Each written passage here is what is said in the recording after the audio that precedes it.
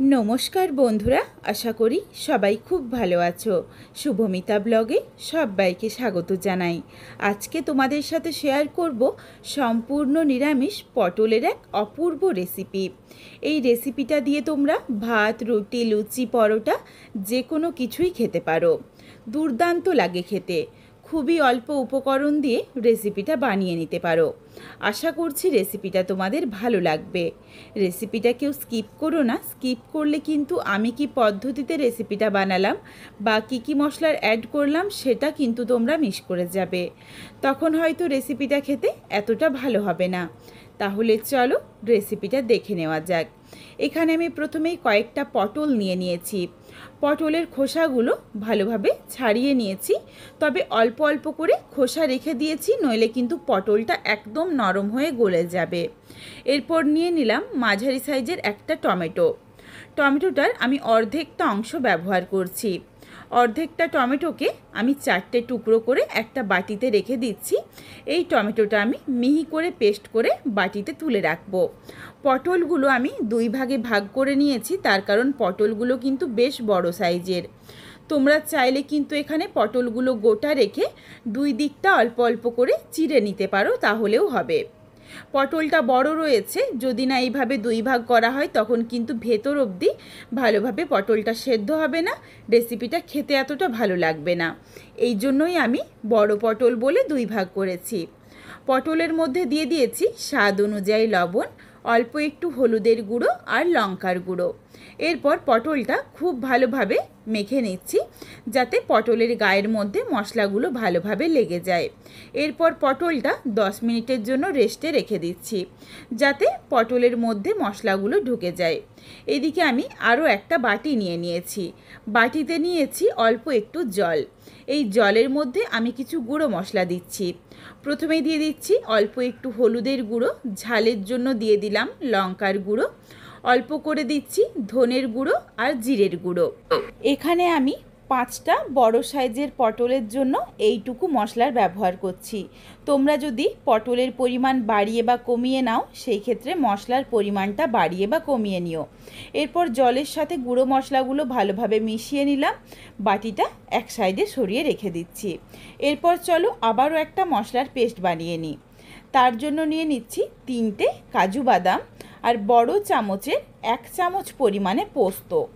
এগুলোকে আগে শুকনো অবস্থাতেই আমি গুঁড়ো করে নিচ্ছি। শুকনো অবস্থাতে দেখো গুঁড়ো করে নিয়েছি, তাহলে কিন্তু পেস্টটা খুব ভালোভাবে মিহিভাবে হবে, নইলে দানা দানা থেকে যাবে।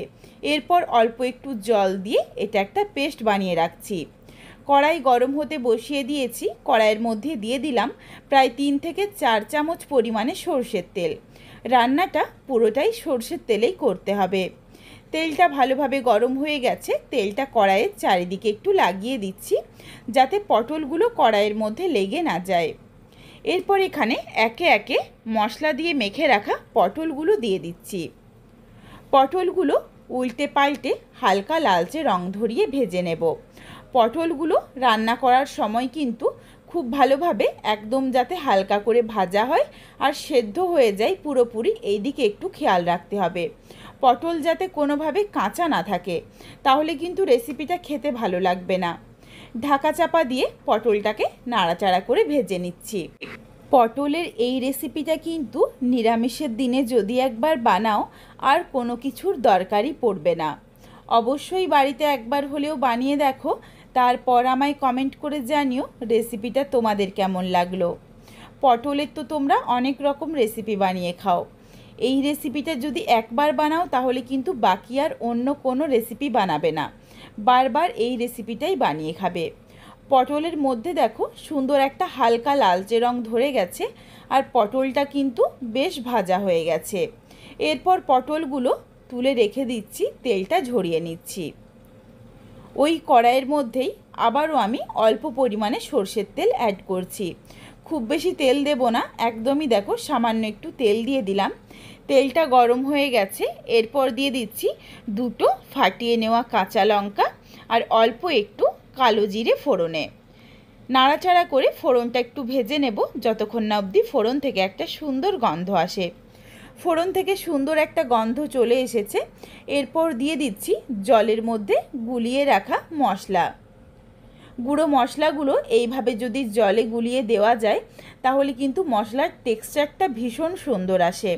মশলাগুলো পুড়ে যাওয়ারও কোনো রকম সম্ভাবনা থাকে না, সুন্দর একটা কালারও আসে, আর গ্রেভিটা কিন্তু ভীষণ ভালো লাগে খেতে।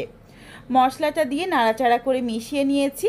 এরপর দিয়ে দিলাম অর্ধেকটা পরিমাণে বেটে রাখা টমেটোর পেস্ট। টমেটো বাটা দিয়ে নাড়াচাড়া করে মশলাটাকে কষিয়ে নেব যতক্ষণ অবধি মশলাটা থেকে তেল ছেড়ে আসছে। মশলাটা থেকে দেখো তেল ছেড়ে এসেছে সুন্দরভাবে, টমেটোর কাঁচা গন্ধ কিন্তু একদমই চলে গেছে। এরপর এর সাথে দিয়ে দিচ্ছি বেটে রাখা মশলার পেস্ট, যার মধ্যে রয়েছে কাজু বাদাম আর পোস্ত বাটা। কাজু আর পোস্ত বাটা দেওয়ার পর এখানে আমি আবারও 1 কাপ পরিমাণে জল অ্যাড করে দিচ্ছি। রেসিপিটার মধ্যে কিন্তু আমি কাশ্মীরি রেড চিলি পাউডারের ব্যবহার করিনি, গুঁড়ো মশলাগুলো জলে গুলে রেখেছিলাম, সেই জন্যই দেখো ভীষণ সুন্দর একটা কালার চলে এসেছে। কাশ্মীরি রেড চিলি পাউডারের কোনো দরকারই হলো না। ভালোভাবে মিশিয়ে নিয়েছি, এরপর ফুটে যাওয়া অবধি অপেক্ষা করব। গ্রেভিটা দেখো সুন্দরভাবে ফুটে উঠেছে। এরপর দিয়ে দিলাম ভেজে রাখা পটলগুলো দিয়ে নাড়াচাড়া করে মিশিয়ে নিয়েছি। পটলটা কিন্তু ভালোভাবে সেদ্ধ রয়েছে আর হালকা করে ভাজাও রয়েছে, আর বেশিক্ষণ সময় লাগবে না রান্না হতে। গ্যাসের ফ্লেম লোতে করে আমি আবারও 2 থেকে 3 মিনিটের জন্য একটু ঢাকা দিয়ে দিলাম, যাতে মশলাটা ভালোভাবে পটলের মধ্যে ঢুকে যায়। পটলগুলো এমনভাবে ভাজতে হবে যাতে পটলগুলো সেদ্ধ হয়ে যায় আর পটলের গায়ের মধ্যে হালকা একটা রং ধরে যায়। খুব বেশি কিন্তু শক্তভাবে পটলটা ভাজা যাবে না। এরপর দেখো পটলের গ্রেভিটা অনেকটা শুকিয়ে এসেছে। দিয়ে দিলাম স্বাদ অনুযায়ী লবণ আর 1/2 চামচ পরিমাণে চিনি। চিনিটা অবশ্যই দিও, তাহলে কিন্তু টেস্টটা ব্যালেন্স হয়ে যাবে। সুন্দরভাবে মিশিয়ে নিয়েছি। এখানে চাইলে তোমরা তোমাদের পছন্দ মতো গ্রেভিটা আরও একটু বেশি রাখতে পারো বা আরও একটু শুকিয়েও নিতে পারো। আমি একটু ঢাকনা দিয়ে ঢেকে দিলাম যাতে চিনি আর লবণটা ভালোভাবে মিশে যায়। ফিরে এসেছি কিছুক্ষণ পর, দেখো চিনি আর লবণটা ভালোভাবে মিশে গেছে আর গ্রেভিটাও আরও একটু শুকিয়ে গেছে।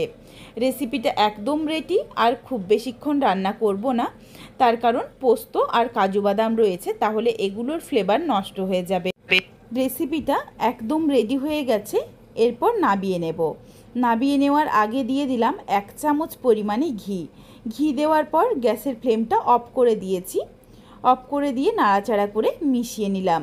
এরপর ঢাকনা দিয়ে ঢেকে রেখে দিচ্ছি প্রায় 4 থেকে 5 মিনিটের জন্য, যাতে ঘিয়ের স্মেলটা ভালোভাবে রান্নাটার সাথে মিশে যায়। দুর্দান্ত একটা গন্ধ এসেছে রান্নাটার থেকে। 5 মিনিট পর রেসিপিটা দেখো নাবিয়ে নিচ্ছি। দেখতে কতটা লোভনীয় হয়েছে আর দুর্দান্ত একটা গন্ধ এসেছে রান্নাটার থেকে। বিশ্বাস করো, পটলের এই রেসিপি যদি বাড়িতে একবার বানাও তাহলে কিন্তু মাছ মাংস ছেড়ে পটলের এই রেসিপিটা বাড়ির প্রত্যেকে চেটেপুটে খাবে। যেমন সুন্দর দেখতে তেমন কিন্তু স্বাদে গন্ধে অতুলনীয়। বাড়িতে অবশ্যই একবার হলেও পটলের এই রেসিপিটা বানিয়ে দেখো, তারপর আমায় কমেন্ট করে জানিও রেসিপিটা তোমাদের কেমন লাগলো। রেসিপিটা তোমাদের যদি ভালো লাগে তাহলে লাইক করো, শেয়ার করে বন্ধুদের দেখার সুযোগ করে দিও। তোমরা যদি এই রকম নিত্য নতুন রেসিপি আরও পেতে চাও তাহলে অবশ্যই আমার চ্যানেলটিকে সাবস্ক্রাইব করে পাশে থাকা বেলটি অন করে অল নোটিফিকেশান অন করে দিও, যাতে আমার প্রত্যেকটা রেসিপির নোটিফিকেশান সবার প্রথমে তোমাদের কাছে পৌঁছে যায়। আবারও খুব শীঘ্রই হাজির হচ্ছি নতুন কোনো এক রেসিপি নিয়ে। পরবর্তী রেসিপি দেখার আমন্ত্রণ রইল। পুরো ভিডিওটা দেখার জন্য অনেক অনেক ধন্যবাদ।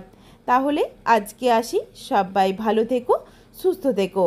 আবারও দেখা হচ্ছে নতুন কোনো এক রেসিপির সাথে।